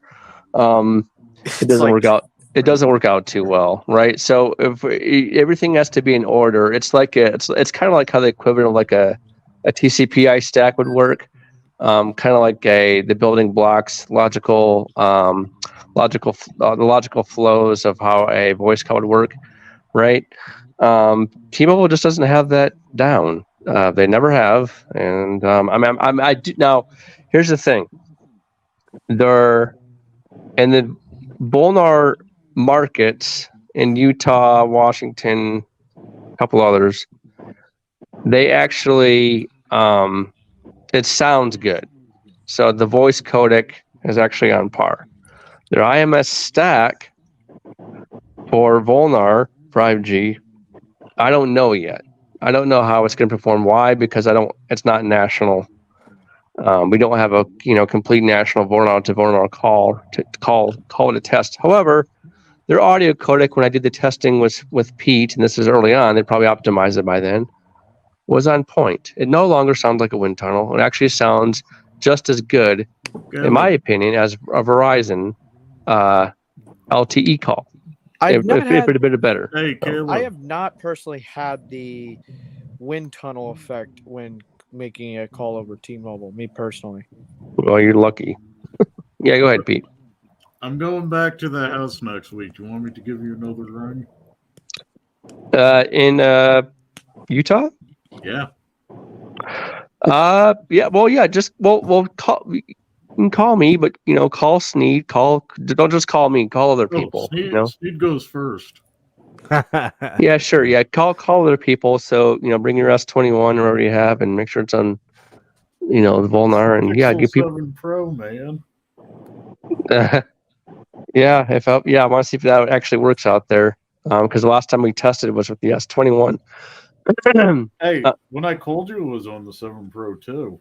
Oh, was it really? Oh, yeah. You're right. Okay. Anybody ever heard of Indio, California? Yes, I have. All right, so this is why I think T-Mobile. That was one of my markets. T-Mobile's going to have a hard time with the California Public Utilities Commission, and I'll explain why. T-Mobile's median download speed increased from 36 to 75 megabits per second. That's not going to cut it. They were supposed to have 300 megabits across the entire state. I mean, I tried. I don't know if I can do. What do you want me to do? Like, I mean, damn it, Caleb! You didn't put enough cheetah blood into the equipment. No, apparently not. I mean, I can only cheetah DNA. I mean, what else? I only had so much time, and I don't understand. How's T-Mobile 92.6 in network speed?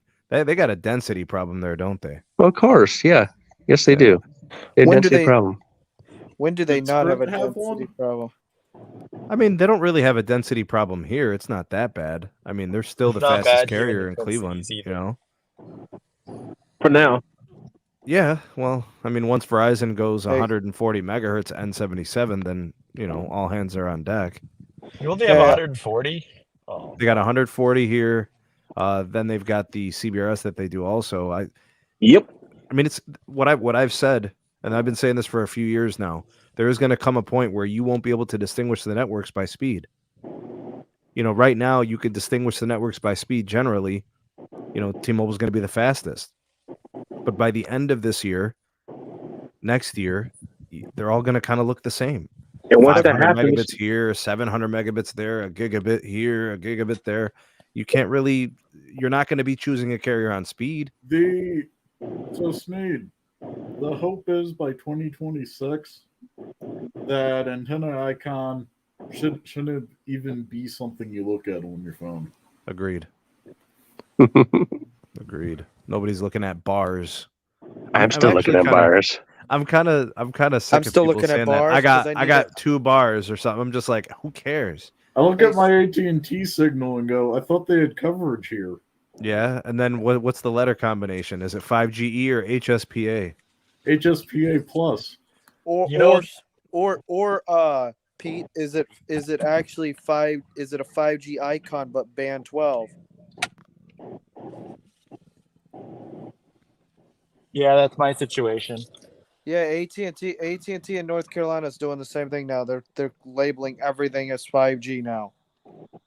Sprint should, the T-Mobile subsidiary with $76 billion in debt. Sprint should sue them again for that one.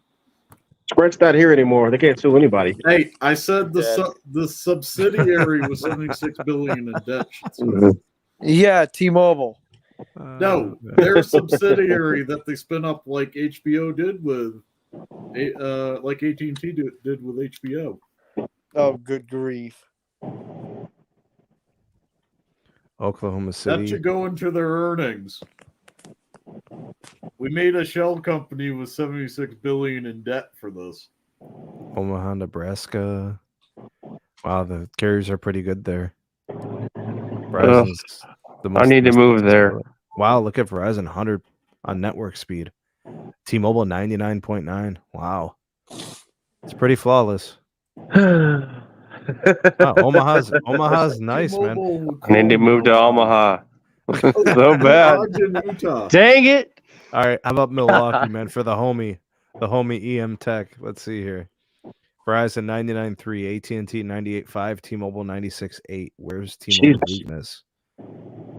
The reliability a little bit. It's not the highest. AT&T's accessibility is trash. Network speed, they're all pretty good.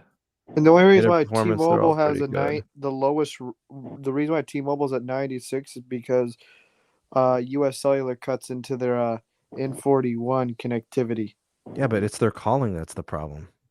Yeah, that too. Like here, AT&T is at 99.0, Verizon 98.8, T-Mobile 94.0. They got to fix their calling. That's literally their only problem on route metrics. Their only problem is calling.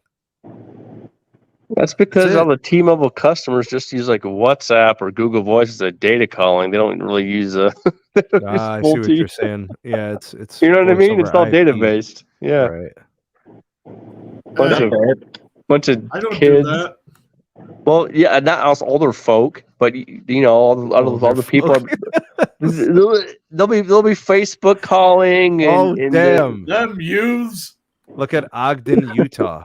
100% rating and network speed for T-Mobile and Verizon. AT&T's at 99.5. They're really carrier friendly, and everybody uses their regional fiber.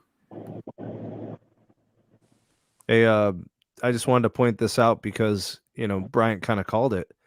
Bryant, it's a lot of red, man. Hey man, I know what I'm talking about. This is what it is. I mean, I get it. T-Mobile's a flashy girl, but hey man, all reliable. That red continues to dominate. I mean, it's not even close. Literally, all T-Mobile has to do is fix their calling, and they're testing basically the same as Verizon and AT&T. In fact, they would probably score better than AT&T in a lot of places because AT&T has network accessibility issues. I can't wait for the 2023 report from Modesto. I'm just glad my reliability and my calling is still 100% unbeaten. Yeah. In case you guys didn't know, Modesto is undefeated. Undefeated. All right. I think EM Tech wants to say something about the Milwaukee performance. Go ahead, bro. Oh no, I don't have anything. I just heard you talking about me, so I figured I'd hop in. Modesto, California is GOAT. It's pretty accurate, but I think that a lot of people poo on AT&T and Milwaukee. They're actually pretty darn solid. Network accessibility is not good for AT&T, EM. I mean, like T-Mobile and Verizon are frequently in the upper 90s, and then AT&T's at 89, 93. But in terms of like real world use, time to content, which I know Not Carlos talks about, not AT&T noticeable. is not noticeable at all. And more capacitive. They got a lot of fiber. They got a lot of millimeter wave. Like, not more than Verizon. I'd be willing to put money on it's pretty darn close. No, they don't have more. They don't have as many licenses as Verizon does. Nobody's even close. In Milwaukee, he's speaking to the one market. The one city. I apologize. My bad. I'm sorry. I'm just talking out my experience, not nationwide at all. But I mean, in terms of their build out and their sites density, AT&T's, I would argue, are better than Verizon in terms of millimeter wave there, especially their placement. Their placement's a lot better. I think we got a friend in Greensboro, don't we? I don't know why Verizon. He's in a suburb. Hey, Sneed, I still don't know why Verizon in Greensboro likes to point millimeter wave panels into the woods. T-Mobile's calling a problem. What's up with that? I don't know, man. It's a defense mechanism. Just keep off the skunks, bro. Skunk ape cometh. Here's Denver. I guess it's giving the Bears 4 gigabit speeds. Let's check the call performance. T-Mobile comes in at 94 again. Talk about putting security cameras up to save the bear. How's T-Mobile at 94 there? Every time I call an AT&T person, it's a wind tunnel. But T-Mobile to Verizon, it's fine. AT&T is rated 98 for calling, so they don't even indicate an issue. Data performance, T-Mobile's looking lovely. Network speed, T-Mobile is looking lovely. Looks like a Verizon and T-Mobile land. Which is what I've been telling you for years. Yeah. America is Verizon land. All right, so here's something I'm concerned about, Pete. Maybe you could speak to this. Call performance last half in Denver. T-Mobile is 97.7. In the first half of 23, 94. Why the regression? Could you speculate? What's interesting? They're messing with towers. Yeah, maybe the voice over NR thing going on. That's your market, right, Pete? Yeah, no, Okay. it's tower modernization. So chances are, first half, there have been more band 12 fullbacks than usual. Fort Myers, Florida. Verizon. Oh, of course it's going to be Verizon. Just don't get Ricky up there because the network might tank. AT&T again slacking in the accessibility. Straight trash. Where's the cha-cha when you need him? You know. Hey! I want to say something. Cha-cha. He needs to hear this one. AT&T in Fort Myers, Florida. It's ass. All right. We'll do Philadelphia for Josh. Here we go. I'll tell you why. Is because of the fact, Sneed, they put all the permits out for the N77 with executive permitting when that Hurricane Ian came through and destroyed Lee County, coastal Lee County. All right, Nothing Verizon got changed.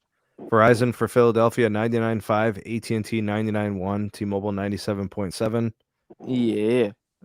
Let's see if there's any trouble from any Good old carrier. Philly. Network speed looks terrific from all of them. They're all 99 or better. Data performance 99 or better. Calling, T-Mobile trails in calling, but that's really it. Where was the stats? Hold on. They gave here it is. Since the previous testing, AT&T's median download speed increased from 77 to 103. AT&T's median upload went from 7.5 to 10. All right, so 25% increase on median upload. Looks like about 30% increase, 40% increase in the download. T-Mobile's download speeds increased from 270 to 334. They're fast. Verizon doubled their speed from 49 to 102. Yeah. So they're probably going to double again once they clear the rest of their spectrum, at least. Yep. Verizon median upload also improved by 50%. Yep, so Verizon has really increased capacity in Philly. T-Mobile continues to push as well. Wait till they get to the small cells in Philly. Well, embracing the grind. Yeah, you embrace the grind. That's right, man. Ooh, data performance. T-Mobile was taking Philly last half. Now it's shared. That ended real fast. Yeah, look, 99.7, 99.5, 99.2. Literally, you launch C-band and it's over. Yep. It made a difference, man. The data. I'm telling you, funny. Everybody's like, "Oh, what do I care about C-band?" It makes a difference. Like people are having good experiences with it. Yeah, actually, when I was in Modesto a couple weeks ago, just to check out on everything, there's actually ultra wideband in the hotels. Holla in the Hilton. Here's Knoxville. What's up, man? Here's Knoxville. Verizon and AT&T for reliability. Accessibility, it's Verizon by themselves. Network speed, they're all fast. Data performance, they're all good. Calling, T-Mobile's back in third. It's a problem. Like every time I click on something, it's the same thing. The competition's at 99 or better, and then T-Mobile's at 94, 95. So they're not really bad, but they clearly have more troubles with calling than the other two. I told you again, this is what happens when you're on a shoestring budget. Boise, Idaho. How about this? Austin, they're on the picnic bag basket. Verizon scored a perfect 100 for reliability. Look, Brandon, is that why you hunt the picnic baskets? Hey, No. I gotta ask Bryant because I know he wants to get on this. There are 125 markets tested en route, right, Bryant? Yep. But there is a very large minority of people talking about how bad the Verizon network is, but this data doesn't indicate that. Well, yeah, they're wrong. So, people are loud and wrong quite often nowadays. It's what I think it boils down to is in between these metro areas, Verizon's got some old sites that got to be upgraded. And, that's what this boils down to, I think. Sneed, you kind of saved me from saying that because I was literally going to say they go into the these people go into areas in between cell towers or places where Verizon, I will say, is guilty of doing this, having a long distance between two cell towers. T-Mobile is trying to do that now, and it's going to backfire in the future. Yeah, I don't think that's true. No, there are spots in Florida, I know, North Carolina, I know, where there's 4 miles between a Verizon cell tower and a Verizon cell tower macros. And That's not a huge distance, though. 4 miles isn't horrible. For a modernized site, 4 miles isn't horrible. These are not modern, sir. I mean, it's April. It's April. So, bro, what do you think Verizon coverage is like in Olive Branch, Mississippi? That's what I want to know. Olive Branch, Mississippi. I'm sure all 5 people who live there are happy. Oh man, 5 people. I'm sure there's a lot of people that actually live there because it's right on the border of Memphis. All the people that go to Winn-Dixie. You guys are hilarious, man. I can't keep a straight face on this show, man. Yo, Carlos, what is Caliente, Nevada? Heat. You been there, Carlos? It's hot. It's muy caliente. Man, Carlos left us, man. He caking with the ladies or something, man. Layer caking with the ladies. Layer caking with the ladies. He's trying to make the deal at Dish, giving it to Arby's. Yeah, man. Layer caking it up. He's currently according to his little thing. It says, smacking your mama production. So I guess he's doing that. Hold on a second. There's a city in California called the Bathrooms. Yeah. Los Baños. Oh wow. It's neat. Come on. It's Banos, Los Banos, not Baños. I mean, close enough. Jesus Christ. Close enough. Dude, I'm not gonna lie to you. There's a city in Texas where it's called the Indians. There's a city in town in Michigan. Where actually I'm at right now called Flushing, Michigan.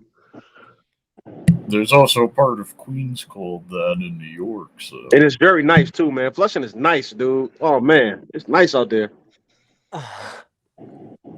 There's a place called Bald Mountain in California. Yeah. Right next to Davenport. Anybody going to Davenport? Bald Mountain. Why does that sound familiar? Oh yeah, no, I put a small soul over there. That's why that sounds familiar. Okay. Man, we are looking at maps on a Friday night. My goodness. Yeah, this is crazy. This is cool. What's up? Okay, they got a place called the Honda. They're asking you about something about La Honda. Yeah. About what?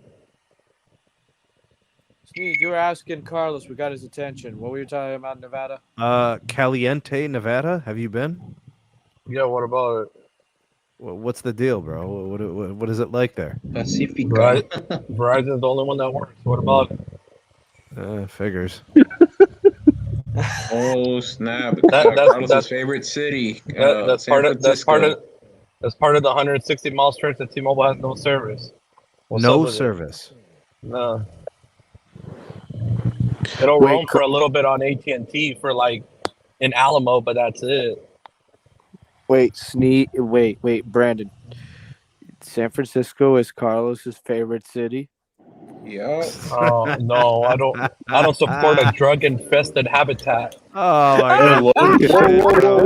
Now you got him started. This is all your fault. Yeah. Let's not disrespect the city of San Francisco. Yeah, no, San Francisco's a wasteland. Like Nancy Pelosi goes there. Bro. Come on, man. It's a great place. It's a great city, man. Literally the worst, bro.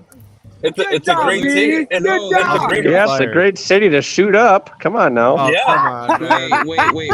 It's funded by your local government. It's funded by your local government. The free needles. A family show. People like get beat up in there, man. Like it's. Bro, there's a place called Bald Hill. All right. Sorry, Steve. This would be if Austin shaved his stomach. It'd be a bald hill. That's what it was. Oh. So I rather enjoyed that period of no service in Nevada. Just me and the road. Wait, who's But- been to Fort Bragg? Who was telling us about this? What about Fort Bragg? Is it TK or was it Mike that was TK has in? got TK. TK. TK's the Fort Bragg. Okay. Oh, I'm gonna keep going north, Los, because we're gonna go to your part of town. Hold on, where is it? If I keep going north here. good job, Bro. Good job. Yep, Brandon. here we go. Yep. Yeah, we're here, Bro. Los. Yeah. Where? We're going into Oregon. Bro, that's a cesspool. Plot tickets. Dude, Bro, Carl, I'm literally still there's need a to- reason why Carlos is in Vegas, bro. Straight Yo, up. Los, I thought you were about to say. I thought you were in Vegas, man. Are you from Oregon? no, but I do have a house there that I need to sell. That's on the river. Oh, I that's need to cool. sell it. I'm 'Cause trying to be like, I haven't even been back there since 2019 when I bought the damn thing. Oh, you, Los. So I need I to bet sell you it, bro. You want it? I'll give it to you. Good deal.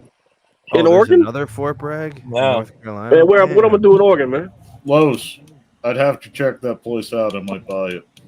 It has There's a two. place called Saddlebag Mountain, bro. I'll give it to you with the 2 jet skis I bought it with. How much are those jet skis worth? About 10 grand a piece.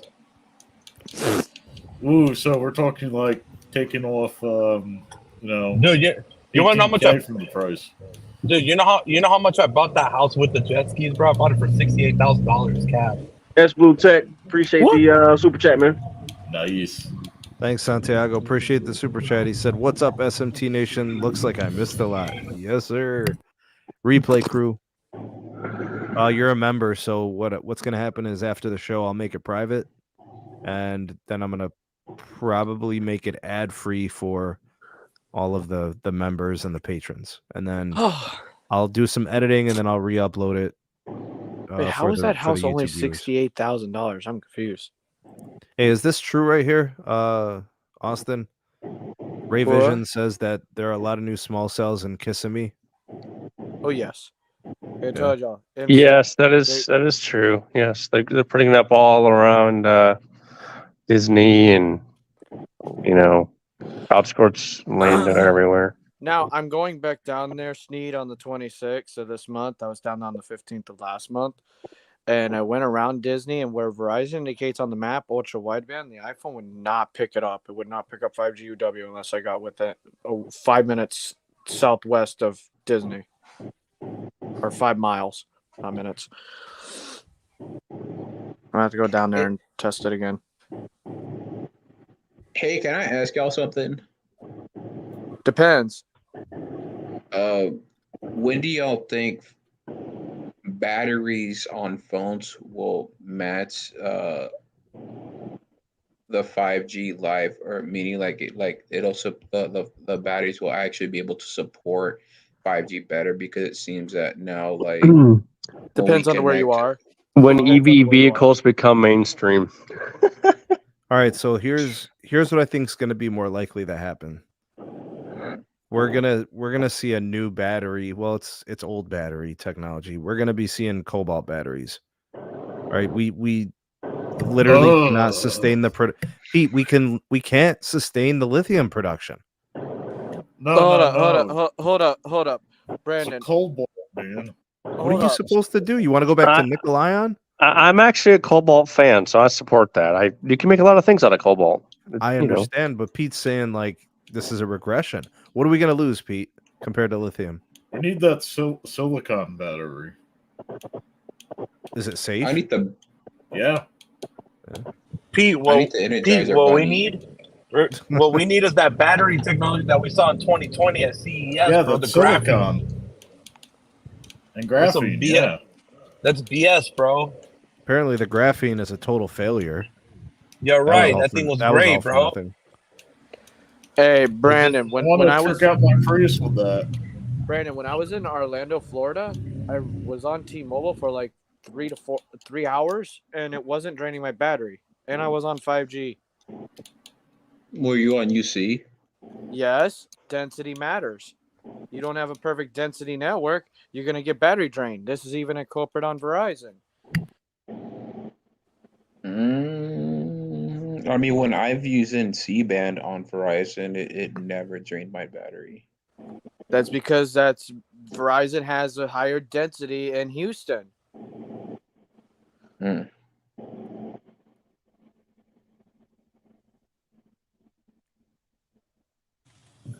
Bro, Believe this me. LV65 is holding up really good, bro. Yes, we I'm know. on it right now. Yeah, yes. You should upload your video a few days ago, Carlos, with it. I'm literally in the parking garage right now with it. It's working perfect.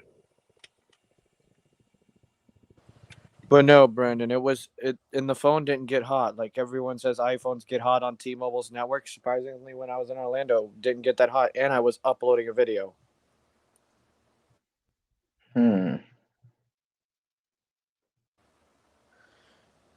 So when a friend of the community goes to Orlando, he's gonna be loving the magenta layer cake.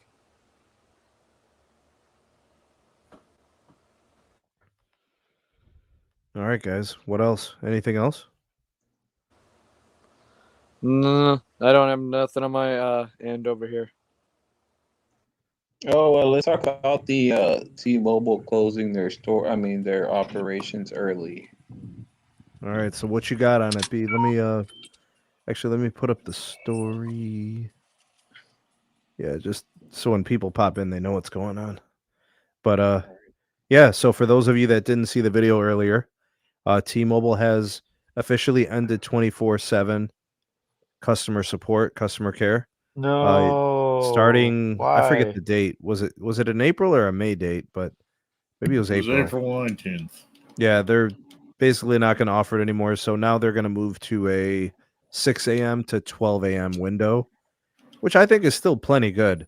That's going to be perfectly fine for most. Yeah, it's probably going to be perfectly fine for most working individuals. Obviously, if you don't work, it's less of an issue. So I think we should all call them at 11:59 p.m. Keep it moving for an additional 2 hours. Keep them on to like the next shift. Well, they close at 9 o'clock Pacific time. No, it's local. Oh, okay. Are you sure about that? Because now my T-Mobile closes at here at how do you call it? No, at the cost center. The regular how do you call it? The regular for not the business. The business 24/7. It closes at 10 p.m. Pacific. That's the regular consumer, because regular consumer is not 24/7 like business has been.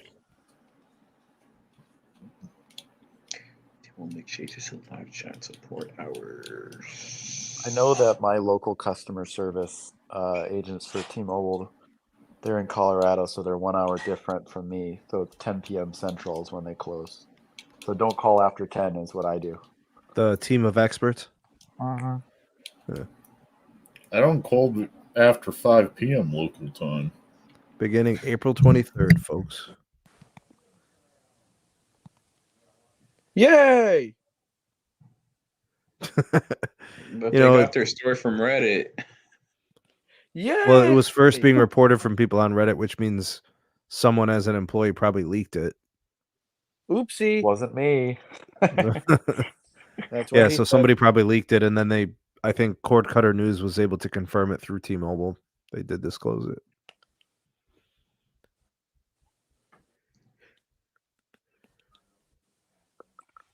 Anything else, B, that you want to mention about this? Do you think this is going to lead to a regression in customer care, or nothing burger? I'm hoping that the pullback, well, it's going to lay off, cut some jobs because, well, you're no longer doing graveyard. You're no But longer doing graveyard. Those aren't local jobs. Those are jobs in the Philippines. Let's be honest. Graveyard is ass regardless. So maybe we'll luck out and they'd be able to invest the money they're saving from the contract calling into network improvements. Maybe. Yeah, Bryant, what you got to say about that, dog? That could be 2 antennas.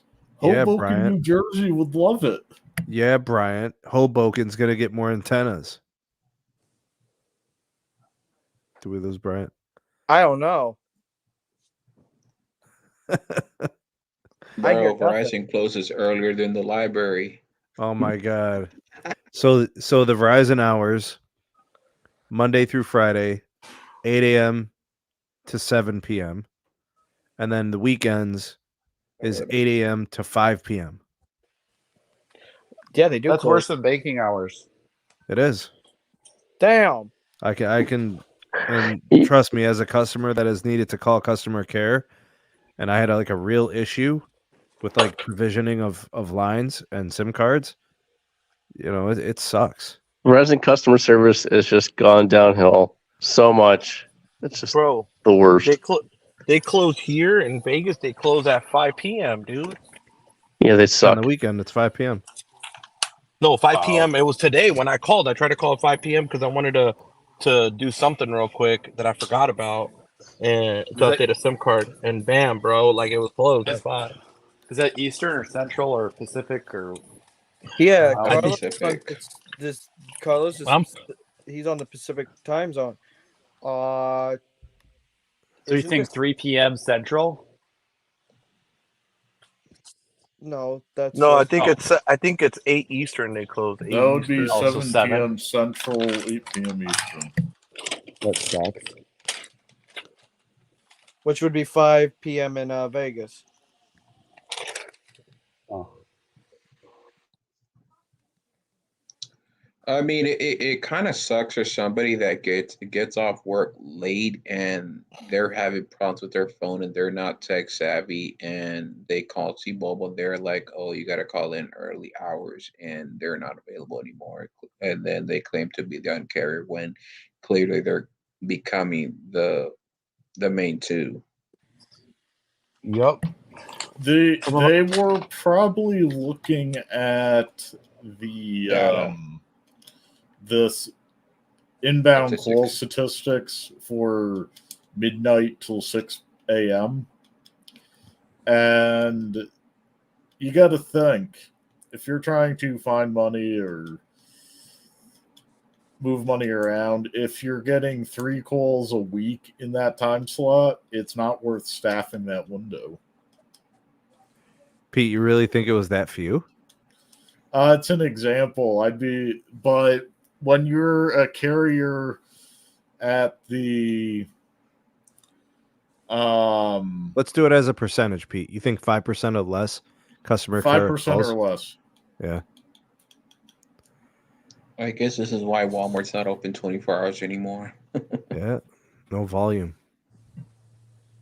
See, back in the day when the cost of operations weren't so bad, people, managers and regional managers would make those decisions. They'd say, all right, to hell with it. It still makes sense for us to be open.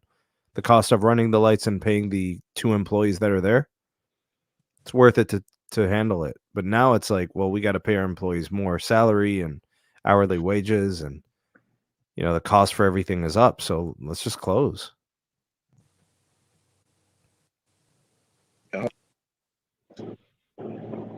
I hear y'all throwing shots. We're not throwing shots. We're just looking at it as we see it. Yeah, Bryant. Yeah, I know it was coming, man. I know it was coming. Yeah, Bryant. No carry is perfect. Oh shit! He actually. Oh damn! It actually came from his mouth. Yeah, no carry is perfect. I mean, I do admit that customer service at Verizon has taken a little bit of a step back, but I have explained my thoughts on why that is. Much and I agree with you. I agree with you, Brian. Yeah, I was mentioning it earlier. We were actually talking about it earlier that right now the cost, if you think about it, it's actually cheaper now for these plans because of all the perks. That if you just take all the perks out of the equation, in reality the line's only costing like $25. Yeah, $20 to $25 just for the line access, because the rest goes to the perks. If you're talking about a $90 get more plan, you're talking about $65 goes right away to that stuff, and then what does that leave left? all you got to do is look at the cost of a visible line. $25. Yeah, and I mean those savings no. have to come. Those savings have to come from somewhere. And I think customer service is where it's come from. But I do think Sampath being in control of Verizon Consumer, we'll start to see some improvement in that area. But I don't think customer service at Verizon will be where it once was because pricing at Verizon isn't where it once was. So it is what it is. You get what you pay for. It seems like Verizon kind of made a choice. Do we want to choose the network or do we want to choose customer service? We can't do both. So it seems like they just kind of chose customer service to kind of scale back on a little bit. It is what it is, man. There are people paying $100 for a line at Verizon. What's the deal? Sometimes more. Yeah, I mean, you can get the Get More, and after taxes and the fees, it's $100. And if you pay for the HD because they give you 720p on a $100 line, it's crazy. It's 1080p. I think if you do the little go on the My Verizon thing and activate, I think you can get 1080p. But it's $10, man. Done didgeridoos, man. That's not free. You got to put up additional ducats to go from 720p to 1080p.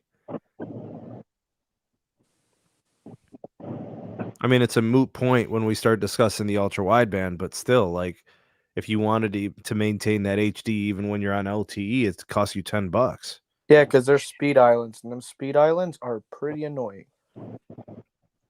I mean, Chuck originally have to pay $10 for that HD. I think that the most premium plan from any carrier should not have to incur additional fees and charges for anything else that other competitors are offering, like the Magenta MAX, for example, the premium AT&T, whatever it's called, the Verizon Get More. Those plans should not require a customer to have to pay extra for anything else. They should be built with everything built into that expensive ass price tag. A single line is $90, $100. The hell? I gotta pay for HD? I don't know. They win in other ways. I mean, you get more hotspot on the Get More than you do on the Magenta MAX. I go to Texas Day Brazil. Wait. Have you heard of Texas Day Brazil? How much hotspot do you get on the Get More? It's 50. 50 plus only by 10 gigs. I mean, it's only $10. You ever been to Texas Day Brazil? Anybody? Yeah, bro. Don't talk about my favorite spot like that. Okay, listen. Texas Day Brazil. Oh, man, you walk in. That was amazing. You walk in. You sit down. Right. You got a card. Right. Wow. And the card's green. You go. When the card's red, that means you can't breathe anymore. All right. They bring you food. They bring you the cuts. They bring you filet. They bring you, picanha. They bring you the top sirloin. They bring you the beef rib. They bring you the Parmesan wings. It's so good. They bring you the leg of lamb. They bring you the everything, right? My dog. You go there with the wifey. You're going to be spending $150, $200. Dude, it's $250. What are you talking about? Well, I'm just saying, exactly. That's what it's going to cost. Whatever. Okay, my point is there should not come a time where you're not full or you're not satisfied because you're paying a premium for a meal. You should not be reaching or asking for anything else. It should be coming your way. If you're on ultra wideband, you'll get 1080p. Ultra wideband will be nationwide by the end of the year. Everybody be fine. But Brian, be nationwide. No, that's not true. This is the only problem that comes with it, bro. Is this, bro? And I have to agree with the guys on this, bro. Is when you're going from ultra wideband to LTE, you know how sometimes there's those spots, bro, and those spots it's unbearable. Those spots are decreasing by the day. I mean, this is a short term. This is a short term problem. I know someone in here works with certain things, and I'm not going to say anything. But look at your private crap and look at where you have your LTE pockets. Look at where you have states where they're practically all LTE only still. Brian, there's still some people that still miss 3G because they lost coverage in that one area. I agree. But that's not the majority of the country. The majority of the country doesn't fit that narrative. I agree. I agree that there are places where, coverage still leaves a lot to be desired. But Verizon should have upgraded that area from 3G to LTE before shutting it off, FYI. So should have T-Mobile and so should have AT&T. Well, if it was good enough for T-Mobile, it was good enough for Verizon. Oh, shit. Yeah, but you're the big carrier. You got the big capex. You're not the shoestring. Let's put the lipstick on the pig and make it fly and make everyone under the flight path be spreaded with damn shit. Yeah, Verizon has no excuse to give those people 1x coverage. Exactly. You guys are tough, man. Let me tell you something, man. There are places for 20 years Verizon was the only game. You guys need to put a little respect on the Big Red Network. They were able to give listen. They were able to give you connectivity when no other carrier was even thinking about building out there until 2022 or 21 or 20. You know, so everybody talks shit about Band 13, but there was a time where that was it. Nobody had anything else. Nobody was building, not AT&T, not T-Mobile, not Sprint. So before we start bashing Band 13, before we start bashing Verizon, I mean, they did build a hell of a network for a long time. Let's call a spade a spade. Go ahead, Pete. Band 13 only was great for coverage, but the moment people started watching that 480p adult content on their phone, it became garbage. You're right. Yes. Now and now it's they have to upgrade. I'm going before Band 13, the 3G. But come on, Pete, you get what I'm saying, though, right? Yeah, I get what you're saying, and that 1X was a savior for Sprint too. It's true. Sprint was using the Verizon 1X for calling and shit. I remember that. Hey, Brian, do you think Verizon will make a more premium plan? Man, I remember when I went into Gainesville, Florida, when I had Verizon back in 2016, Sneed, I'd go into one of the malls and go through a JCPenney's, and my phone went from LTE to 1X in 2016. That means the signal couldn't get in there. Yeah, and this was in Gainesville, Florida, which has a good population. Gainesville, Florida. We Exactly. talking about the people or the population size? Population size.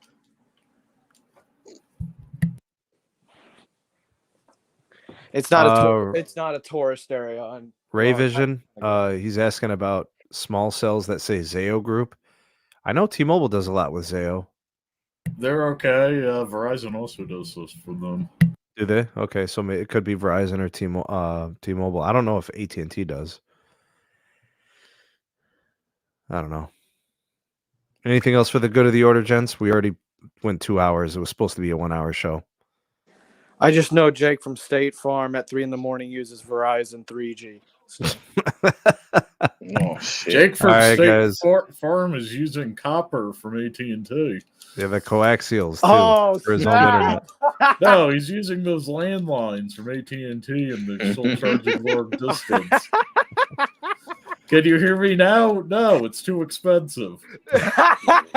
No, Jake from State Farm is still using HughesNet because he's up late. Yeah, he's wearing the khakis at 3. No, he's using Starlink, Brandon, because you have unlimited data after 11 p.m. Oh my God! Listen, what you got to do, John K. Wolf, you got to call up John K. Stanky at the AT&T network and have him build you a tower near your home in Texas. Yeah. Offer him some gators. Austin. Pull up San Antonio. Wimberley? Mm-hmm. I was actually there. T-Mobile didn't work that well. I was there actually 2 years ago. I don't know about Verizon. What about her in Texas? Oh, I've never been to. I heard Brazzers fiber is off the hook over there, bro. Is it true? I have no idea. Need to be honest with you. Come on, man. Heard Texas, you got Brazzers fiber, bro. I know that the fiber company here in Houston, it's like mainly in the suburbs, mainly north of Houston. They're getting ready to do 10 gigabits. I'm not sure what the pricing is on it. Yeah, 10 gig has become not the norm. They're really smacking up. It's probably going to be anywhere from 300 to 400, but likely around the 3-ish. Yo, Dennis's beanie is going to be in a straight up bunch when he figures out all these fiber operators are going to do 10 gig fiber. And Verizon's only doing one. Hey, wait, we got to bring in some exciting news. Brandon got a Comcast upload speed increase. Hey, Dennis is going to be fine. He has his Xfinity 10G. Oh, No, he disconnected it. What? He's just rolling Verizon He's now? going to go back to Yeah. him for the 10G. Oh man. Oh, I thought he was contemplating. I didn't know he pulled the trigger on that. he pulled the Roberts, bro. but I heard Brandon got an upgrade. Yeah, my upload speed is now 100 megabits. If I get the X5 package, it ends up going to 200 on the gig plan. I saw the screenshot you put in the chats of the world, Brandon. Comcast, cut your shit. All right, guys, give me your favorite or your preferred hashtag. Save the bear, help the bear, Yogi Bear. Hashtag the bear gets millimeter wave in North Carolina in the woods. Yeah, Be and the actually bear. hit me with the salute emoji. You guys know what I'm talking about? Hit me with one of those. Give me a flame emoji because the show was absolutely fire tonight. Big shout out to Carlos, Bryant, Austin, Brandon, Zero Cool, Pete, EM Tech, and Dan 5G Tech. Appreciate you guys for coming by. Let's see here. Hashtag Mod Squad, hashtag Replay Crew. Big shout out to the members and the patrons for supporting the channel. I was actually considering we have getting rid of Brent icons here. I was considering getting rid of advertising on the channel if all 23,000 subscribers donate $1 each month. I will completely disable all advertisements. Hey, Steve, does the producer tier on Patreon and the top tier of YouTube lower that threshold for people? Yeah. 50 cents? See, I'm saving you people money. Yeah, man. Yeah, I would completely demonetize the channel if I had like 1,000 patrons. I'd probably stop producing content on YouTube. Oh, I would just put it all on Patreon and then make it public to everybody there. So then we wouldn't need YouTube anymore. Right? I would just Hashtag lipstick pig. hashtag lipstick piggy. All right, guys, we got EM Tech and Brandon using the Sprint icons. hashtag Marcelo. We out this piece. Yeah. Peace. Peace.